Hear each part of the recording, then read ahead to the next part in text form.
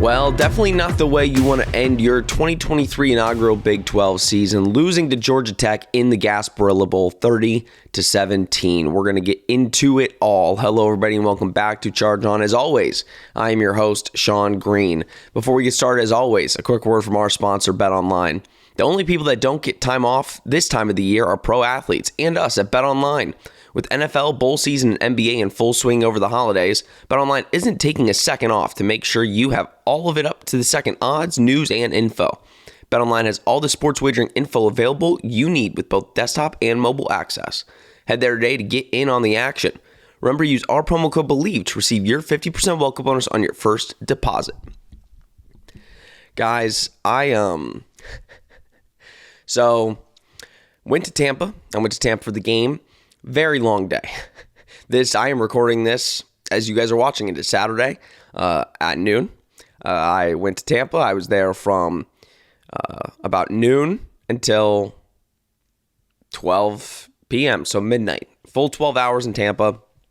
Went with a couple friends up to the game. Went to the Kingdom pregame lunch at Bar Howard, which was amazing. Great event that was put on. A bunch of Knights fans were there. Had open bar, free food, bunch of giveaways. So definitely, again, I know that people have been preaching supporting the Kingdom, to get some of the players that you want, support the student athletes. So when they throw events like these, definitely be on the lookout for it, because it was my really first event with the Kingdom, and it was a good event. So shout out to the Kingdom. Then had a couple hours, went to the game. And we're going to get into everything. After the game, let's just say I was not very happy. We went to the casino for about an hour, and then I'm like, you know what, I got to go home. I got home about 1 a.m., so I said, I'm going to go to bed, get my thoughts in check, and then go record a pod.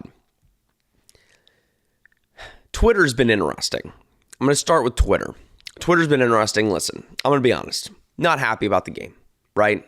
At the end of the day, it's an opportunity to get to 7 wins, to have momentum going into next year, to win, a bowl game, and to say that in your first year in the Big 12, you went to a bowl game, you won that bowl game, and you have momentum. Because it seems like everybody's just assuming that UCF is going to make a jump next year, right? You have 1 year in the Big 12. You just found out RJ Harvey's coming back. Javon Baker's coming back. Not sure if Kobe Hudson's going to come back yet, but you found out that all these players are going to be coming back. We found out before the game that Javon Baker was coming back, right? That was just a disappointing game, right? You start out so hot. Like, you start with your foot on the gas pedal. You start out like you're going to run these guys out of the building. Tampa's hometown team 2, Bounce House West. That's what was preached. And listen, we haven't lost a game in Tampa in I think 7 years was the stat. So it speaks for itself. The problem is what the problem has been all year. It's been the same problem all year, and we've talked about it on this show, right? We've talked about it. We said, what does UCF do? Why is UCF 6-6 at the time? Why is UCF not atop of the Big 12? They have the offense to do it. Maybe not the defense, but the defense has showed up in certain instances where, you can go out and win a game with the type of defense that you have in the offense you have. Why is UCF 6-6? UCF beats themselves. Now, I will say, I'm going to give credit to Georgia Tech. Georgia Tech played phenomenally. And once they were down 17-3, basically UCF wasn't in the game ever since. Georgia Tech woke up. Defense was playing ferociously against our offense. Offense looked like they couldn't get anything done. Looked stale. Looked like they took their foot off the gas pedal. And Georgia Tech just ultimately, they wanted it more, clearly. And I know that that's such a cliche because I'm sure UCF, the guys wanted it. There's no doubt. Ever since that RJ Harvey fumble, the energy was just taken out. It seemed like, again, you couldn't do anything. So over the 2 plays, that again, or no, 3 plays 3 plays that UCF beat themselves. And again, cost them the game. Maybe even 4. Because if you count, it wasn't 4 because John Rice's knee was down, but that was a turnover. If he, luckily, if his knee wasn't down, he threw an interception. Instead of just taking the sack, he threw an interception. Now, granted, he threw a touchdown right after that, so that ended up being a wash, right? RJ Harvey fumble, huge swing of the game. You're driving the ball down the field. RJ Harvey fumbles.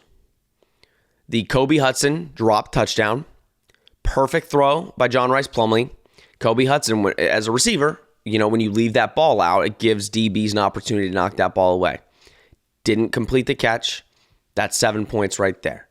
So right now you're looking at a minimum of 10 points because you're already in field goal range or somewhat field goal range with the RJ Harvey fumble. You automatically score a touchdown. Now you score a field goal. I think he made the field goal. Yeah, he made the field goal on the missed Kobe Hudson touchdown. So that's 4 points. That's, 7 points. If you minimum of 7 points right there, that's a touchdown. And then you have the Colton Boomer missed field goal. Now right there, that's 27 points. You lost 30-27. So it's not saying that UCF would have won this game. But I think it speaks for itself. UCF beats themselves every single game this year. And I love how the opposing fans and even some of our own fans say that is such a cop-out answer, Sean. I've gotten that. When I've said that, that's such a cop-out answer to say you beat yourselves, you got beat. You're right. You're right. But I think if you've watched UCF all year, and I think this is why the disappointment is here, because you look at the team and you're like, this team is so talented. There's a reason. They're one of the top offenses in the country. Just look at all the offensive stats. They're right up there. And you're looking at yourself and you're like, how the hell do you only score 17 points? How? So it's become the frustration of, listen, we know how good this team is, but they haven't shown it.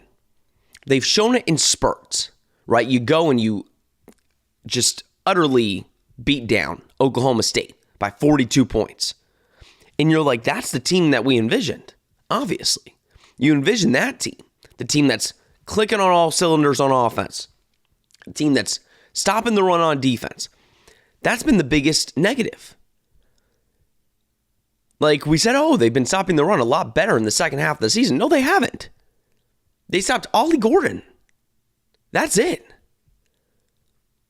Cincinnati ran the ball on UCF like they did. Texas Tech ran the ball on UCF. Okay, Houston didn't, but that's Houston. And then you go into this bowl game with a team that, guess what? Runs the football. And you lose. I think somebody put a stat that they ran it 25 straight times at one point. Like, if you look at the stats, it's honestly crazy. Haynes King threw 7 for 13 for 87 yards, a touchdown and an interception. They ran it 53 times for 284 yards and 2 touchdowns. 284 yards.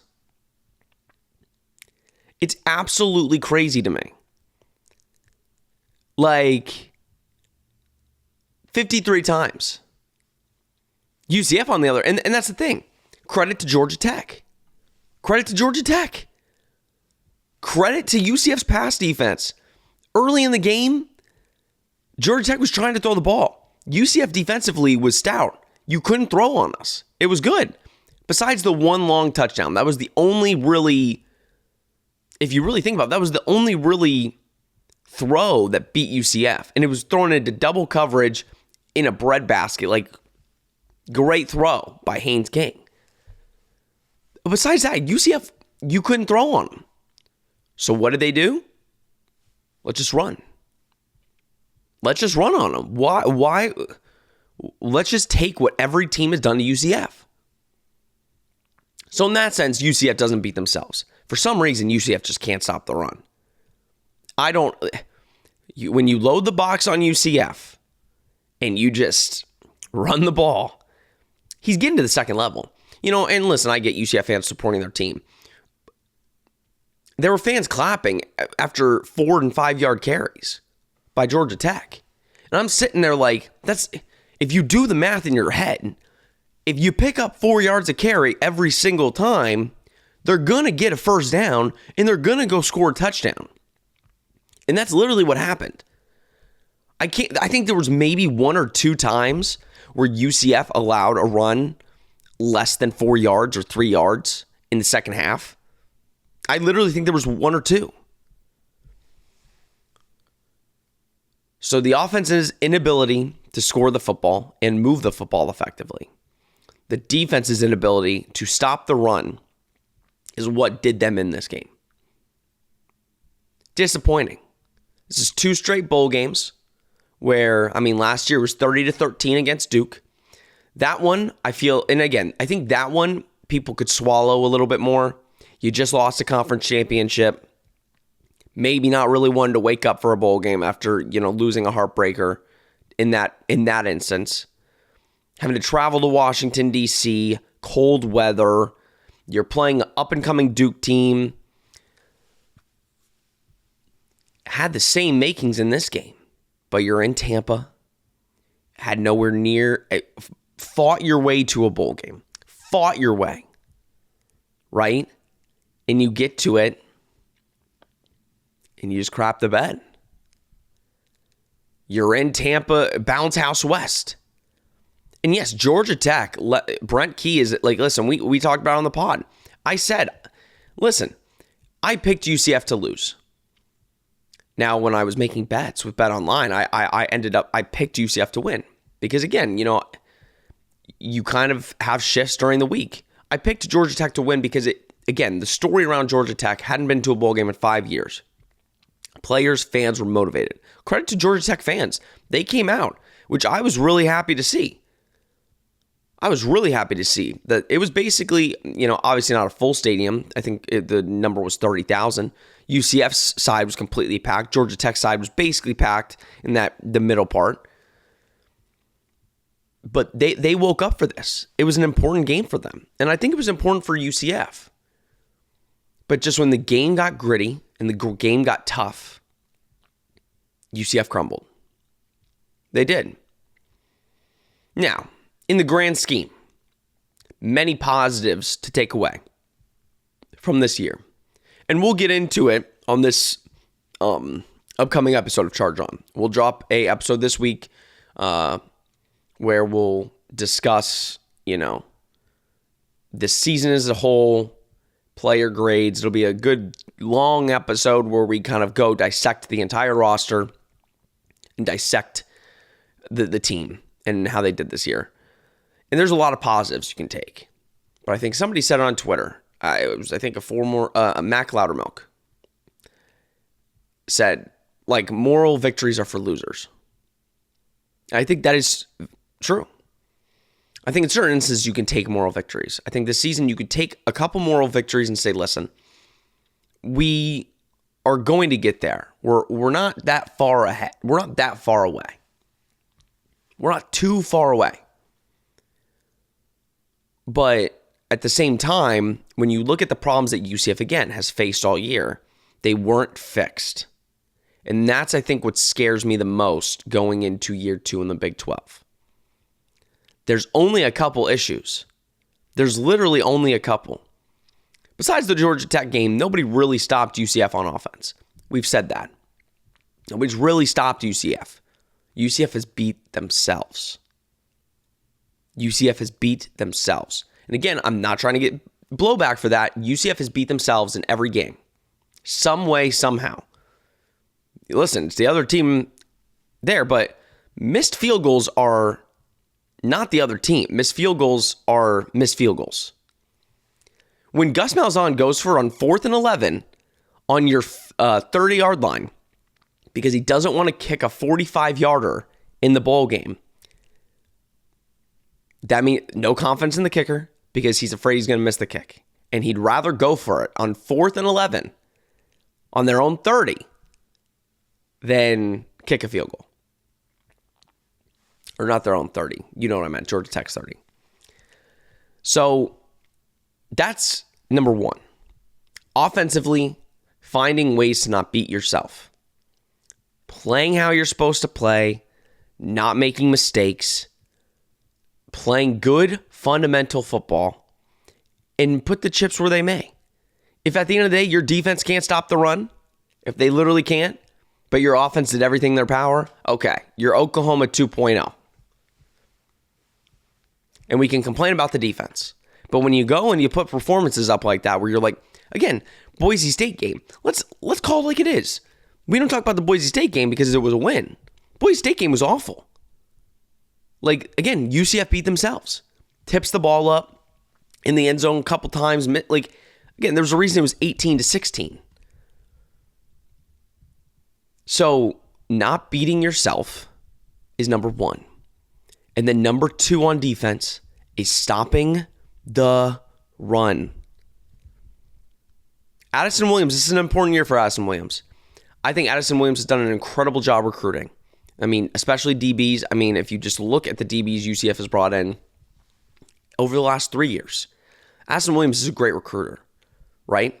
And I think we kind of said this about Travis Williams too. Travis Williams can recruit the hell out of football players. I mean, hell of a recruiter.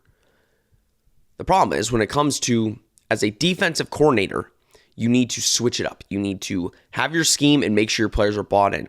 You need to play a certain brand of football and make sure that that is your brand. You have to choose it and run with it. Travis Williams, he was a known, I'm going to blitz a lot, and I'm not going to change it up. And that was helpful at a lot of times, but also a detriment at times. I think Addison Williams, it's been more of a test year. I think it's a lot of the same scheme, which I think is good. But then again, the scheme hasn't worked very well. And again, against the run. I think they've played the pass pretty well. I think they preach not giving up the big plays, which I know everybody does. But again, they preach that. The way they play on defense, sometimes to a detriment, is give up the 10-yard passes, the dink and dunk passes, and have you beat us up front. But the problem is, you can only do that if you could stop the run. To get into 3rd and 10 situations, you need to be able to stop them on 1st and 10 from the run and 2nd and 10 from the run. So that's been the problem that UCF has faced all year. Those are the two biggest problems, and we'll go into all of it on this week's episode. An inability to stop the run and an inability to not beat yourself. And that's my biggest fear. We can look at next year's roster and say, that's one of the best rosters in the Big 12. But if those two problems are still lingering next year, we will not win 6 games. And I genuinely am saying that. I'm not being... You don't know the quarterback situation right now. Yeah, you have returning people on offense. You're losing some people on defense. Who are you replacing them with? Is it going to be young guys? Are you going to be able to stop the run? The Big 12 has now turned into a running back league in the last 2 years. You're going to be seeing at least a top 30 running back every single week. So what are you going to do about it? Not going to get ahead of myself. We have 9 months, 9 long months. And I'm not going to talk more about this game. You watched it. I watched it. What is the point in going into a deep dive 30-minute episode on how UCF could not stop the run? UCF had no juice on offense. They looked like they didn't want to be there in the second half and just looked deflated. I mean, a couple good player balls. I'm going to give one to John Rice Plumlee. I get a lot of people. The second half looked rough. Kind of was a tale of two halves. John Rice in the second half looked like old John Rice. But again, I think I will reiterate what Gus said. He's a hell of a leader, especially for this football team. And I mean, next year, who's going to step up? You need a leader to step up because John Rice has been your leader, and you're losing that next year. RJ Harvey, 15 carries for 120 yards. Obviously, the fumble hurt, but again, he ran it like he was supposed to run it. Incredible all year. And then Javon Baker, 9 receptions, 173 yards and a touchdown. Best game in a UCF uniform. Looked unstoppable in the first half. Unstoppable. All right, guys, that's going to do it for Charge On. We'll be back this week to, again, break down the season and break down players and, all that comes with it. If you want a hat, down and below, Etsy shop, please like, subscribe, share, comment, do all that you do. We greatly appreciate it. right, everybody, have a Merry Christmas, Happy Holidays. This has been Charge On, presented by Bet Online. We will see you this week.